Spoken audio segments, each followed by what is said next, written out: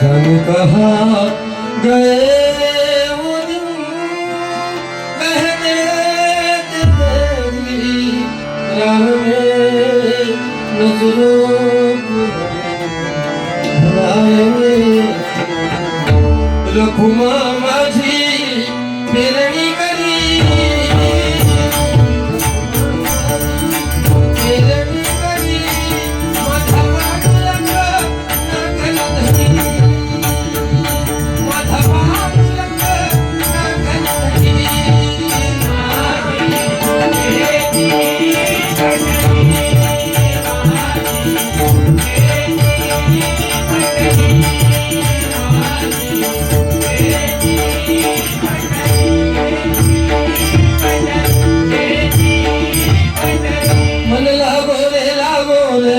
मन लागो रे मन लागो रे मन लागो रे मन लागो रे मन लागो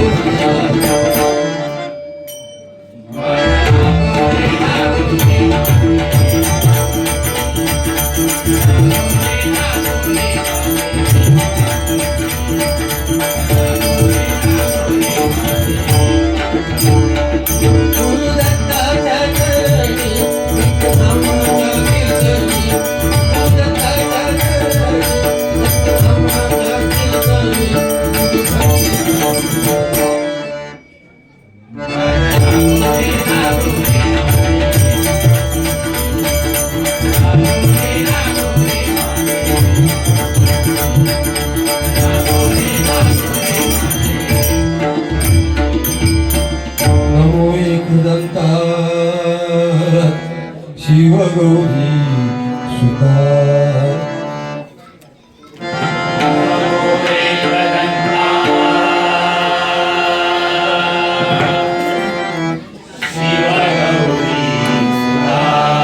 तुझ्या चरणी ठेवितो माथा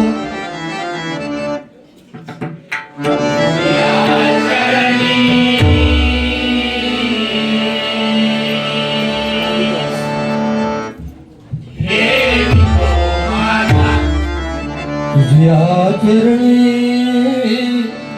ठेवितो माथा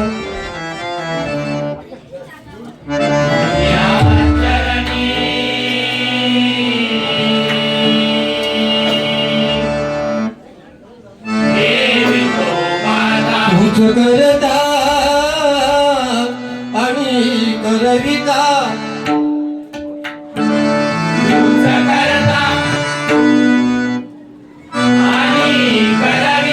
करता आणि करविता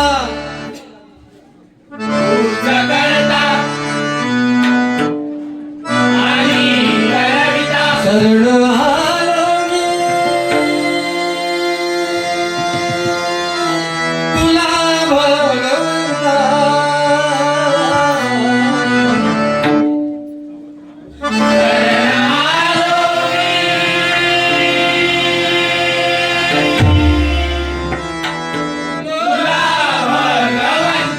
गौर रूप हे तुझे पाहता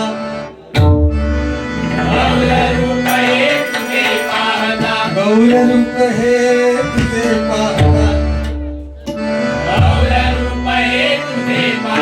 सौख्य लाभू दे अमुचा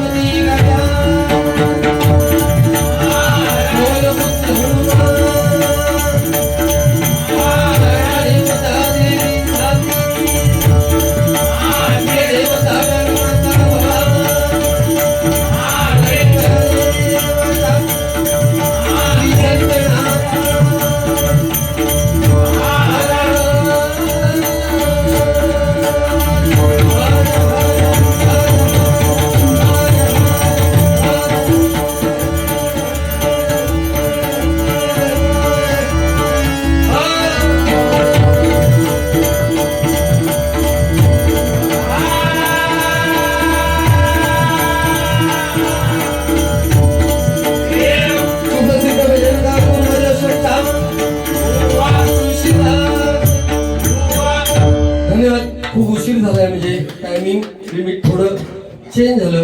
एक तास सव्वा तास दिला होता. गोठणकर बोलणं ते शक्यच नव्हतं म्हणा, पण नेमकं बरं झालं, नेमकं ते साहेब आले कोणतरी, त्यामुळे त्याला त्यांना तितकं आटको पडलो. आणि म्हणजे मला वाटतं आता ते थांबलेत की घराकडे गेलेत काय मला अंदाज नाही, कारण थांबून काय माझ्यापेक्षा मला त्याची काळजी आहे जो माझ्यानंतर बसणार आहे. सो दाखवत चालता म्हणजे घर लागतोय तो गोठणकर बोंगा तो इतके शिव्या देत होतो ना, म्हणजे शाप घालत होतो त्यांना. का तर त्याला भजन करून मिळत नाही. तो छान भजनी बॉय अर्थात गोठणकर बुवा सुद्धा उत्कृष्ट भजन त्यांनी केलं, त्याबद्दल वाद नाही, खूप छान.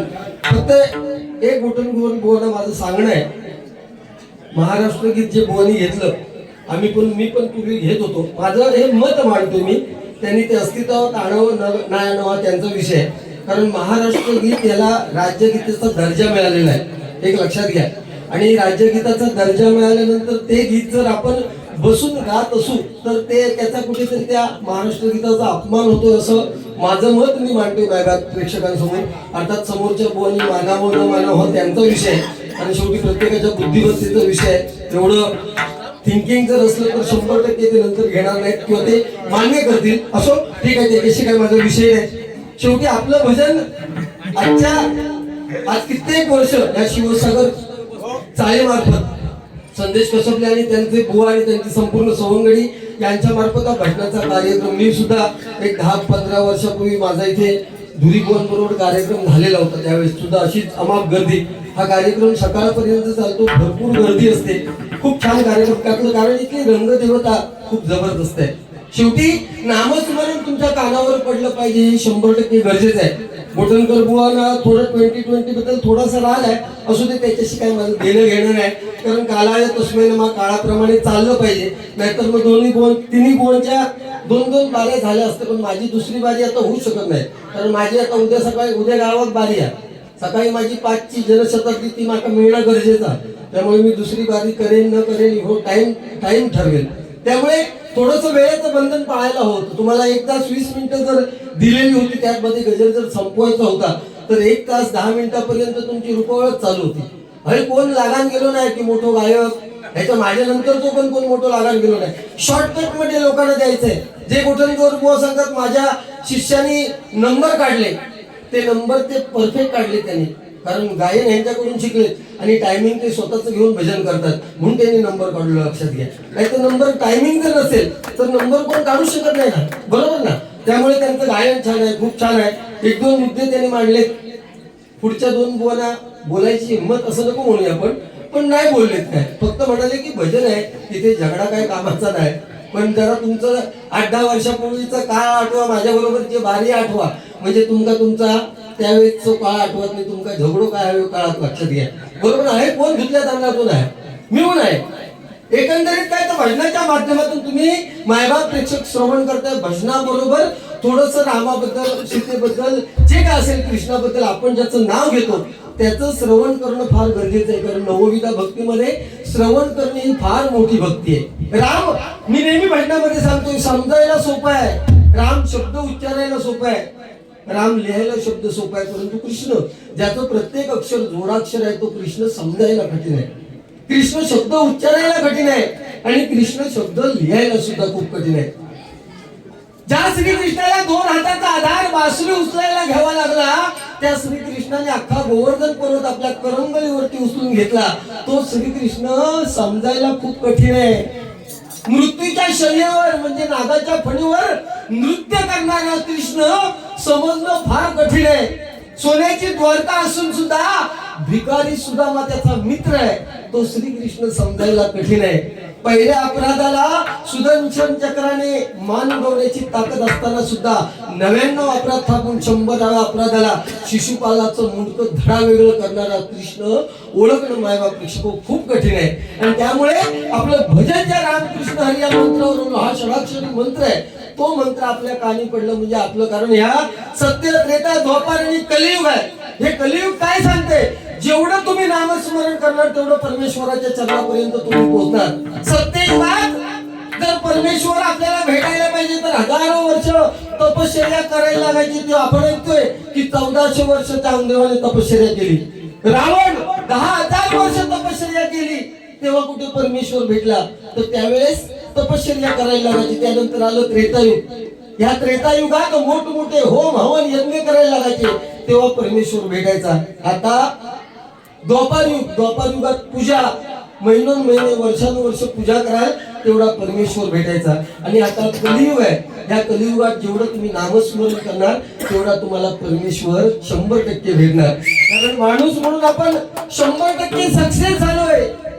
माणूस म्हणून आपण 100% सक्सेस झालोय. काय सांगायला दगडात देव आहे हे सांगायला आपण सक्सेस झालोय, पण माणसात देव आहे हे सांगायला आपण आतापर्यंत सक्सेस झालो नाही, याच्या पुढे सुद्धा होणार नाही. लक्षात घ्या.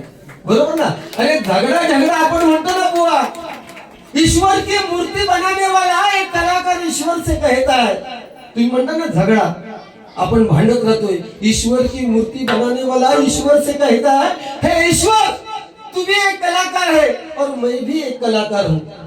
तूने मेरे जैसे असंख्य पुतले बनाकर इस धरती पर भेजे हैं और मैंने तेरे जैसे असंख्य पुतले बनाकर इस धरती पर बेचे हैं. फर्क इतना है, तेरे बनाए हुए पुतले आपस में झगड़ा करते हैं और मेरे बनाए हुए पुतले के आगे अपना सिर झुकाते हैं. हा आपल्या देवाचा फरक आहे.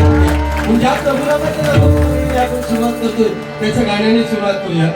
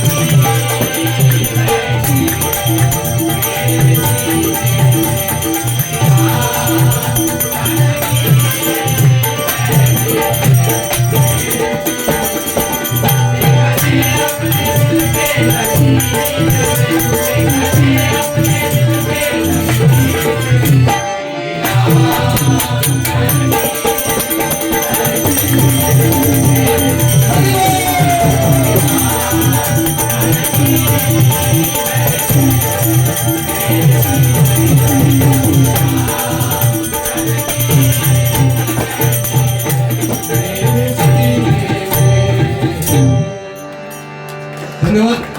तुमच्या टाळ्या हे प्रत्येक कलाकाराचं टोणी काय लक्षात घ्या. पैसा द्या नका देऊ काय विषय नाही. खरं सांगतो प्रामाणिकपणे. माझ्या पुढतो बुवा तर तुम्ही नाही दिलास तर मागं सुद्धा घेण्याची नाही, पण आपला तसा काही विषय नाही. शेवटी काय एक लक्षात घ्या, विनोद चव्हाण यांच्या गाणे माझ्यावर खूप झालेले आहेत. गोठणकर बुवांचे सुद्धा खूप झालेले आहेत. गोठणकर बुवाने मगाशी सांगितलं की मी भाग्यवान समजतो स्वतःला की माझ्या मुंडगेकर बुवा हरियाण बुवा बरोबर बाऱ्या झालेले आहेत. असं ते म्हणाले. बुवा माझे पण बाऱ्या झालेले आहेत, बरोबर ना. माझ्या पण बुवा हरियाण बुवांबरोबर भरपूर बारे झालेले आहेत. त्यानंतर भुरी बुवांबरोबर झालेले आहेत. आणि सगळ्यात सिनियर म्हणजे वाळवे बुवा, आता जवळ 80 पार केलं, त्यांच्याबरोबर सुद्धा माझ्या बारे झाले. इथे कोण कमी नाही, विनोद चव्हाणचे काही कमी झालेत का? सगळे इथे गर्वाने जो माणूस बोलला ना तो नाही टिकणार, लक्षात घ्या. सोनं बरं आपण कान खातात तर याला काढून टाकू काय, बरोबर ना. गोठणकर बुवा बाप माणूस आहे भेटण्याच्या बाबतीत. खरं सांगतोय, जे आहे ते मान्य करायला हरकत नाही. पण सुरुवातीपासून तुम्ही सुरुवातीत रडगाणं घातलं तर चुकीचा. जरा थोडस चेंज करा. कुठला केव्हा भजन त्यांचा शिवाजी महाराजांपासून जेव्हा त्यांनी घेतलं तेव्हा त्यांनी भजन जरा वरचा टप्पा घेतला. आम्ही जरी लांब नसलो तरी आमका समजतं ना. हे रागधारीची समजा माहिती मला कमी असेल, एखादं त्यांनी राग घातल्यानंतर माका नाही सुटतो, पण तुम्ही काय गातात ते रागात गातात का खरी गातात ह्या माका नक्की 100% समजतं, बरोबर ना. ठीक आहे. सन्माननीय कैलासवासी भीमसेन कृष्ण ठाकूर किंदवडे देवगड यांच्या स्मरणार्थ त्यांचे सुपुत्र उद्योजक सन्माननीय शिवाजी ठाकूर साहेब यांच्याकडून माझ्यासाठी 500 रुपयाचं पारितोषिक आलेल्या मंडळाच्या वतीने स्वागत करतो.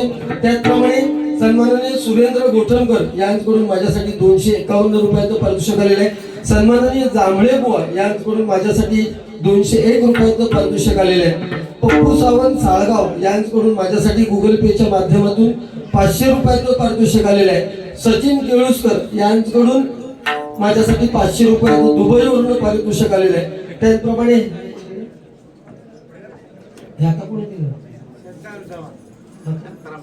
सन्माननीय शांताराम चव्हाण यांच्याकडून माझ्यासाठी हे 50 रुपयाचं बहुमोल असं पारितोषिक आलेलं आहे. मंडळाच्या वतीने स्वागत करतो, धन्यवाद.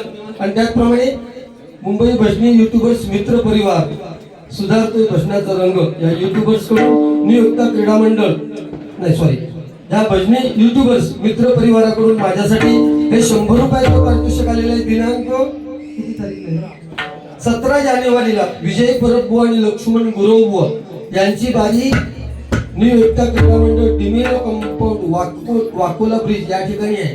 आणि 10-15 वर्षापूर्वी याच ठिकाणी डिमोलो कंपाऊंड मध्ये गोठणकर बुवा आणि माझी बारी झालेली होती. खरं सांगतोय. आणि ते युट्यूबवर किंवा वेळ मिळालो तर बघा, म्हणजे गोठणकर बुवा कसे आहेत ते तुमका समजतं.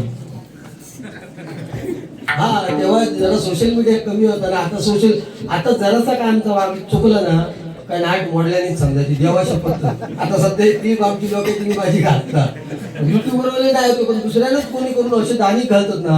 आणि देवा शपथ म्हणजे असं वाटतं की भजन आजपासून सोडून द्यावता.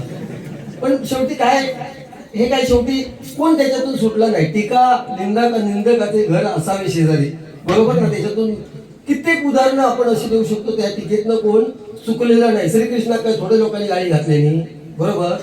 नाहीतर 5 पांडव जिंकू शकत होते का मला सांगा ना. 100 कौरवांच्या पुढे 5 पांडव जिंकू शकत नव्हते ना. पण ज्याचा सारथी श्रीकृष्ण आहे, 100 पैकी एका काही शिल्लक ठेवून आहे, 5 पैकी एका काही धक्को लावून देऊ नाही, लक्षात घ्या. तो श्रीकृष्ण आहे. महाराष्ट्र नवनिर्माण सेवा सहकारी संपर्क अध्यक्ष उंबळते सन्माननीय नितीन पवार यांच्याकडून माझ्यासाठी हे 500 रुपयाचं पारितोषिक आलेल्या मंडळाच्या वतीने स्वागत करतोय आणि या बक्षिसाचा स्वीकार करतोय. वेळेचं भान राखून, म्हणजे खरं प्रामाणिकपणे सांगतोय, गायकी खूप करत बसणार नाही, पण 1-2 विषय तुम्हाला 100% देण्यासारखे करेल. त्यामुळे लवकरात लवकर सुरुवात करतोय.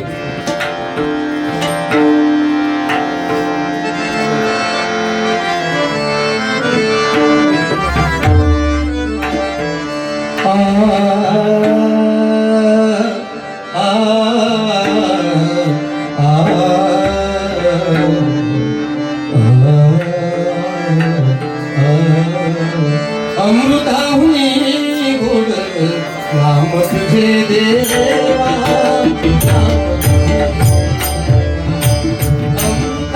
अमृताहुनी गोड नाम तुझे देवा.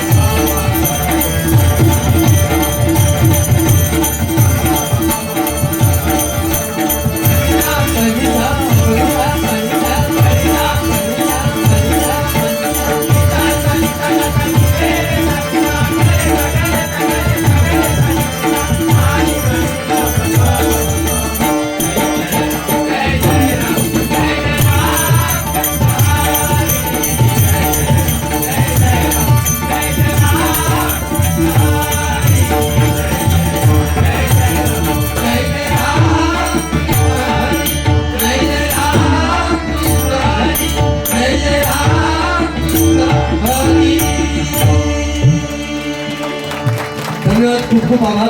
आणि जे चकवा वाजवतात ना त्यांना जर अजून समजा 2 फूट जागा बोलणार ते प्रत्येकाचं कर्म फेडायला येते आहे. कारण या कलियुगात कोणाला कर्म चुकलेलं नाही. कलियुग आहे. मोर नाचताना रडतोय, हौस मारताना गातोय. जिवंत माणूस कलियुगात पाण्यामध्ये बुडतोय आणि मेलेला माणूस पाण्यावरती तरंगतोय. हे कलियुग आहे, लक्षात घ्या. बरोबर ना? त्यामुळे इथे कर्म फेडावंच लागतं प्रत्येकाला. पूर्वी चालायचं की मागच्या जन्मी केलं तर या जन्मी फेडायचं. आता तसं नाही. या जन्मात केलं किंबहुना सकाळी एखाद्याचं वाईट केलं तर तुम्हाला संध्याकाळपर्यंत फेडावं लागतं. म्हणून कुणाबद्दल वाईट चिंतू नका. वाईट जरी चिंतिलं तरी त्याची नोंद तुमच्या कर्मामध्ये होते. म्हणून प्रभू रामाचा बाप दशरथ राजा याने सुद्धा मरणाच्या उंबरठ्यावर असताना मोठ्याने किंकाळी मारली होती. कारण तो मरणाच्या उंबरठ्यावर असताना त्याने जी काही कर्म केलेली होती. ऐन तारुण्यात श्रावण बाळाला मारलेला बाण, त्यानंतर श्रावण बाळाचं ओरडणं आणि एकुलता एक मुलगा श्रावण बाळ गेल्यानंतर त्याच्या आई वडिलांचं विवळणं प्रभू रामाच्या बापाला दशरथ राजाला मरणाच्या उंबरठ्यावर असताना सुद्धा दिसत होतं. म्हणून त्याने दशरथ राजाने मोठ्याने किंकाळी मारली. दशरथ राजाला ते चुकलं नाही. कर्म ते आपल्यासारखं. आपण तर माणूस आहोत म्हणून प्रत्येकाने विचार करायचा आहे. बरोबर ना? ठीक आहे. कुमारी